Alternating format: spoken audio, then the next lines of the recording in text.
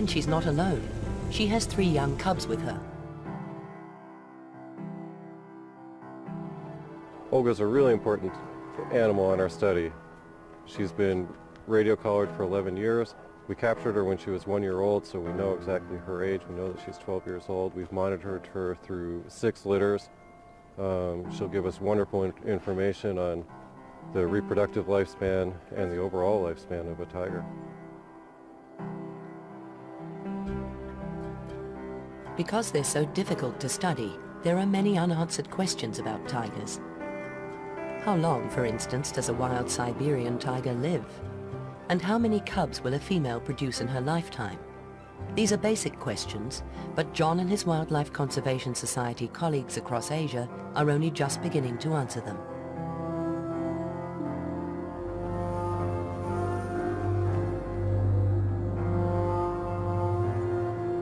They have to be detectives, gathering clues to piece together a picture of how tigers live and what they need to survive. Because they work in such different countries, each biologist collects his information in quite different ways. Today, John is out to investigate a possible tiger kill. But first, he has to make sure he's not in any danger himself. So Kohler reported seeing some crows over here, which means we might have a kill. I just want to check and make sure we don't have any radio-collared tigers in the area. However slim, there's also a chance that John could still be surprised by an uncollared animal. Nope, no signals.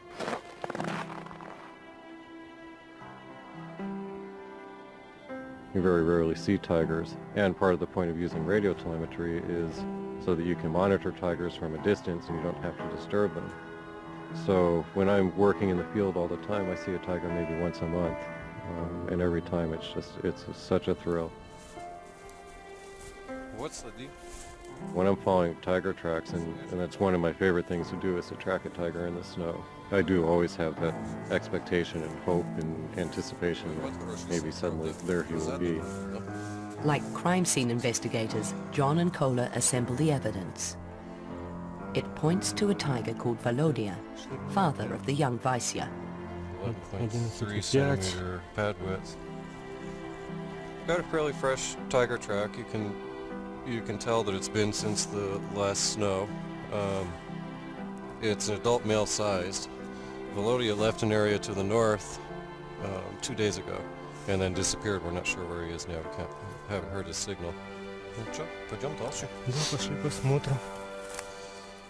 Volodya is the dominant male in this area, which is why the newly independent Vaisya has left, to try and find a territory of his own.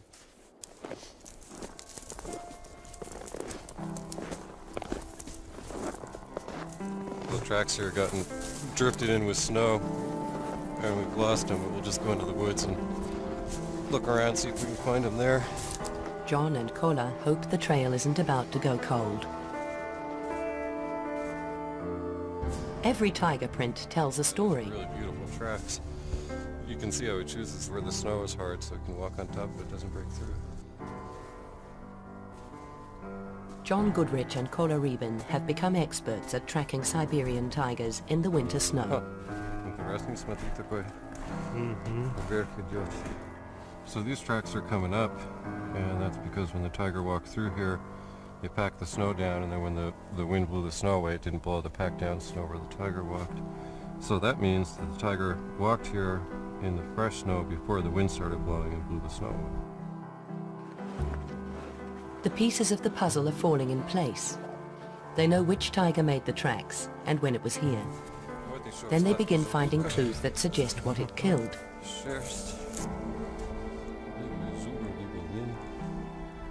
So we got some blood here and stomach contents, and some hair that's either elk or sika deer. It's fairly light color, it's probably elk. The signs of life and death are clearly marked in the snow. Here the tiger dragged the elk, or red deer, for a few hundred meters. With every kill they track, John and Kohler learn more about the habits of their tigers. They know, for instance, that red deer are a favorite prey item, and that wild boar come a close second.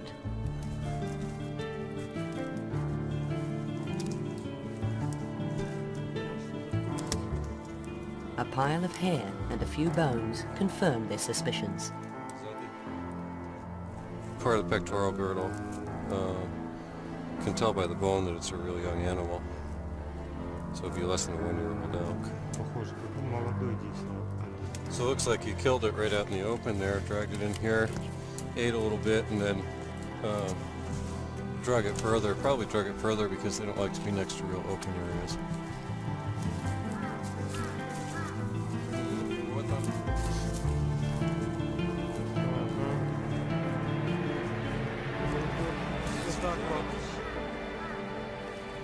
Finally, they find the frozen remains.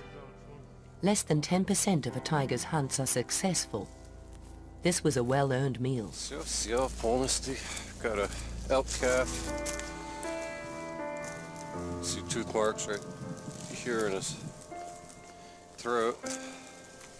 Pretty much everything here is eaten. Just got a pile of hide. A little bit of meat left on his neck that the tiger didn't eat.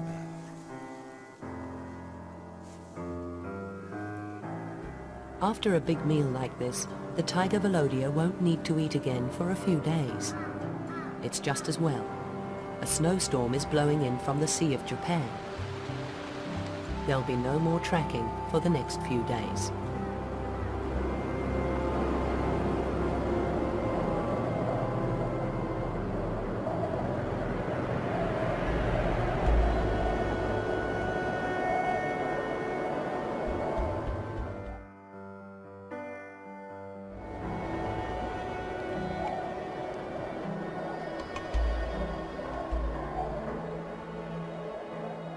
For a few months each winter, John has a unique opportunity to get to know individual tigers' daily habits from tracks they leave in the snow. Ulas Karanth can't do this in India's forests. Because they work in such different countries, John and Ulas tailor their research to suit local conditions. In recent years, Ulas has concentrated on the bigger picture, comparing different tiger populations across India.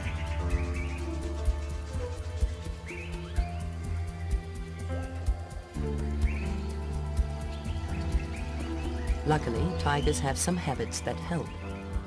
They enjoy the easy travel that roads offer, and they mark their territories with droppings. In the process, they leave behind clues. Ulas and his team are always looking for insights into their secretive study animal. There are a variety of techniques that scientists use to pierce this veil of secrecy and learn about the tigers. The most basic ones were like picking up their scats, droppings, searching the forest, looking for their kills, and you're really like a Sherlock Holmes there. You're looking at all the evidence, digging through the muck, you get a few pieces of the puzzle in place.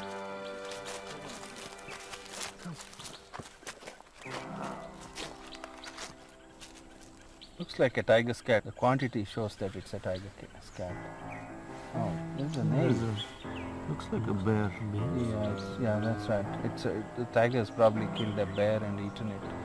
I had to collect 1,500 of these cats, and it was a terrible job cleaning it all up, but in the end it was very useful.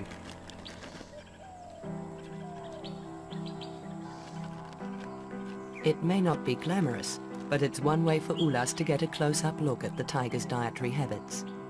Even more of a challenge has been finding ways to count them.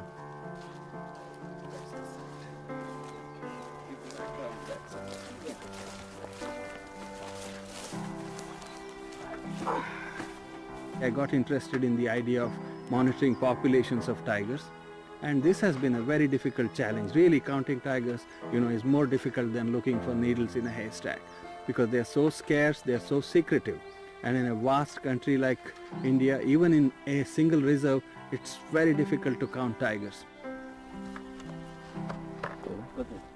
To maximize his chances, Ulas carefully chooses a track which is likely to be a favored tiger route. No, you need to wrap it. This is a camera trap. 2 small cameras and an infrared beam. A passing tiger triggers it to take a self-portrait, one of each side of its body.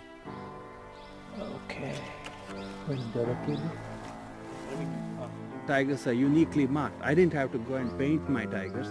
They had these body stripes or barcodes or whatever you call written on them. It's basically 2 or 3 things you look for: position of the stripe on the tiger's body, its shape, and its size.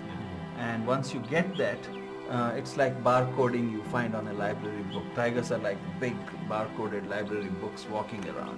You know, people think camera trapping is some high-tech method, and to identify tigers you have to be an expert, some kind of an Einstein. No, it's very simple. My daughter could ID them when she was 12 years old. So far, Ulas has photos of 7 individual tigers from Badra. From that, he estimates the park is home to fewer than 20.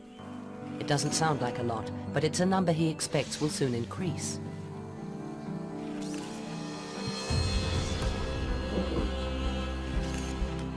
But tigers aren't the only thing caught on camera.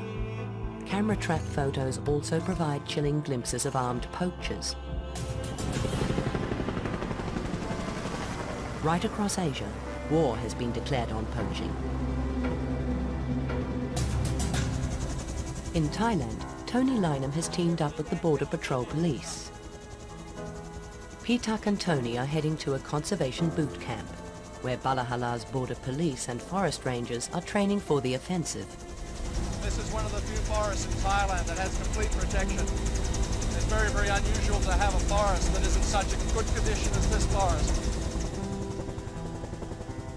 10 years ago, the Queen of Thailand asked the Border Patrol Police to protect her park. The high numbers of tigers and gaur here now are proof that their tactics work. Tony knows that the future of tigers lies in the hands of local people, such as Pitak.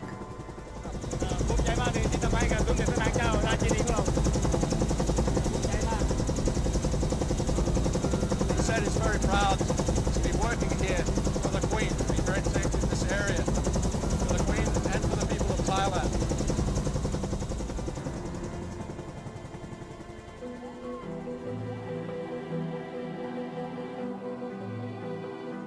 The week-long training camp that Tony and Pitak are flying to has been organized by the Wildlife Conservation Society to help its partners in the fight to save Thailand's tigers.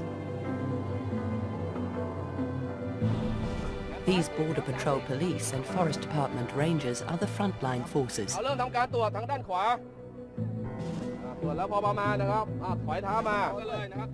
The rangers are learning how to defend themselves and how to safely make an arrest.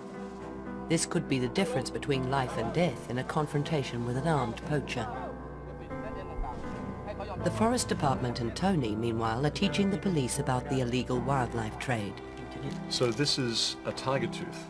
Yes, tiger. It's unmistakable, isn't it? It's very big, Very big. very, very large. For Not medicine. No, no. ไม่ใช่ยา เป็นของ A lucky charm.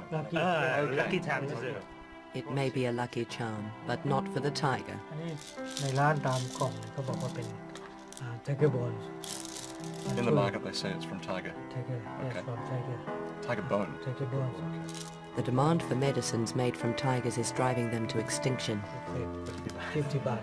That's 50 baht too. Yeah. ๆบาท And what is this now? This is tiger bone Yes, pills. tiger bone pill. A good tonic for general weakness, muscular aches. And take 10 pills each time. 3 times daily after meals. But there is no magic pill to save tigers. Tony will soon return to the jungles, finding out where tigers still survive. In doing tiger conservation, it's important to know that there is something out there to preserve, that there are still tigers left. When we see the signs of tigers, it's a good feeling. It makes us all realize that what we're doing, the efforts that we're making, are worthwhile. The icing on the cake would be to see a tiger, but as yet, I haven't had that opportunity. Not seeing a tiger hasn't blunted Tony's passion for his work. He firmly believes that Thailand's tigers have a future in protected areas such as Balahala.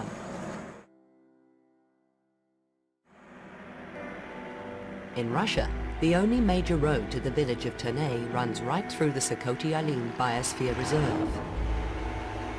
This is prime Siberian tiger habitat. But a constant stream of trucks carry timber from other forests straight through the reserve. John Goodrich knows only too well that this road is very bad news for tigers. In the past 10 years, we've had 5 radio-collared tigers poached on this road, and we've had 2 tiger cubs hit and killed by cars on this road. There has been no successful reproduction on this road in the past 10 years because these tigresses were killed. They all had cubs when they were killed, and the cubs were too young to survive on their own, so the cubs also died. Got an eagle circling up here. I'm going to stop and watch him because that is often associated with tiger kills.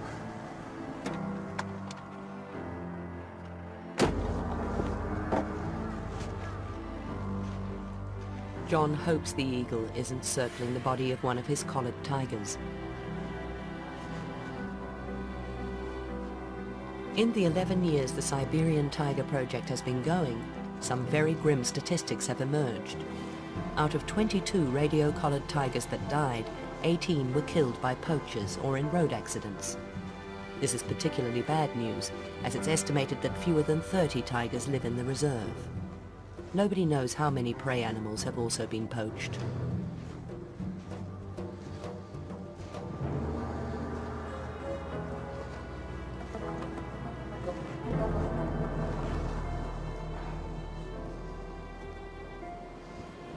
It's a young male Sika deer, probably killed by poachers. It's not a tiger kill as far as I can tell. It's fairly old. It's been here for a week at least. Often what happens when poachers shoot an animal, if it doesn't fall down right away right next to the road, they just leave it. You know, so they probably shot this next to the road, it ran off 100 yards, fell down and died, but the poachers already figured that they missed, or because they're afraid to spend much time next to the road because they'll get caught by the poaching patrol. To protect tigers along this deadly stretch of road, the Sakoti-Alin Biosphere Reserve have stationed a poaching patrol here. They watch the road from a small cabin high on a hill. If they see anything suspicious, they radio through to a mobile unit. As a result, there have been no tiger deaths on the road for 3 years. Yet outside the reserve, poaching is still a major threat to the 350 or so remaining Siberian tigers.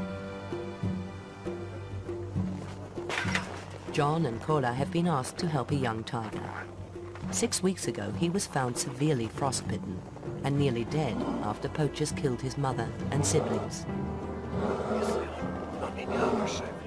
First, they must anesthetize the cub. John distracts him long enough for Kola to get a clear shot with the tranquilizer dart.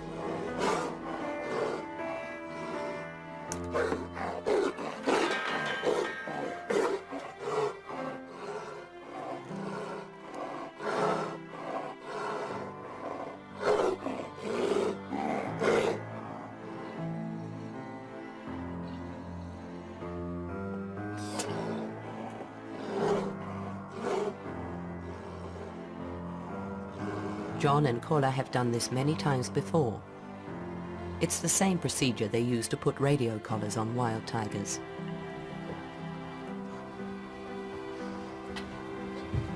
The Kruglov family have nursed the cub since he was found. Now they're keen for an expert opinion on how he's recovering. They report that when the tiger was brought to them, he was suffering severe frostbite to his feet and face. His jaw was frozen so solid they could knock on it as if it were a piece of wood. He's got an abscess on his chin from the frostbite, but that should heal up okay.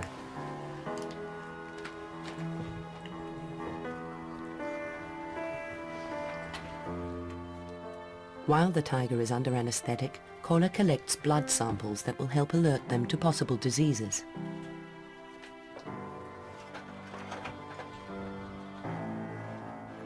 One of the things I've been doing here is feeling his muscles and his bones and along his spine and his rump here.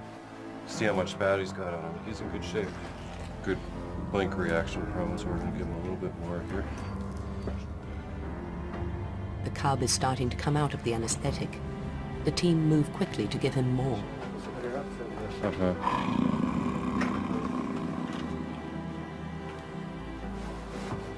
It's a risky business.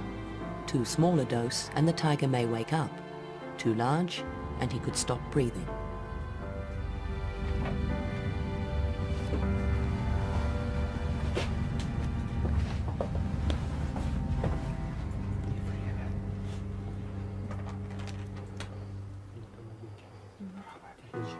Edward had some concerns that he seemed to be having some trouble with his back legs, but there doesn't seem to be any problem. He seems to be moving just fine.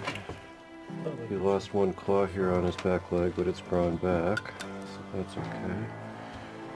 His progress is carefully documented. But there's another reason for the photos. Photos we can take for identification purposes. If he escapes or something and then the tiger skin shows up somewhere, we'll be able to identify it. Looks good. It's a bitter irony that photos taken to show how well the cub is recovered may one day be needed to identify his body.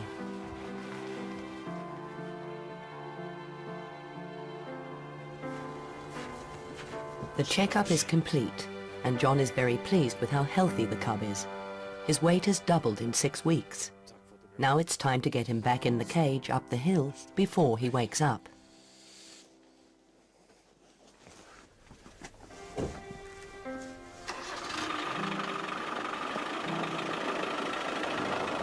He's growling. I can feel it in his chest. We're gonna have to get him in his cage fast, so be ready.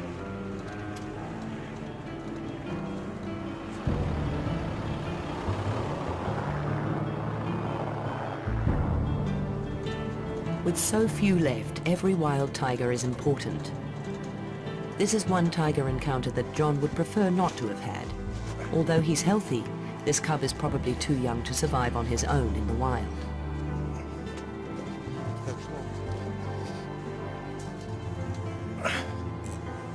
The poachers who killed his mother and siblings have almost certainly doomed him to a life behind bars in a zoo. But there is a ray of hope. Attitudes are changing. The people who first found him could have sold his body for a small fortune. Instead, they chose to save him.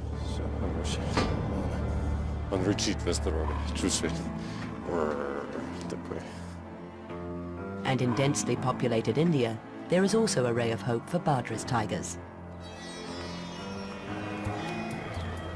Asia's tigers and the wild places where they live have been disappearing at alarming rates. Ulas Karanth believes that to make India's few remaining forests safe for tigers, people must be kept out.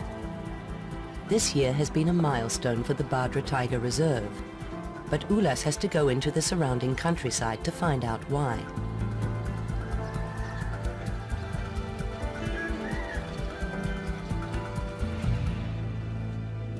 Until a few months ago, 730 families lived in Badra. As an incentive to relocate out of the tiger reserve, the villagers were offered land and new homes by the government. Ulas and Girish have been strong supporters of the relocation, and they're here to find out how people have found the move. Ulas understands that to save tigers it is also important to look after local people. What has happened here seems to be benefiting both.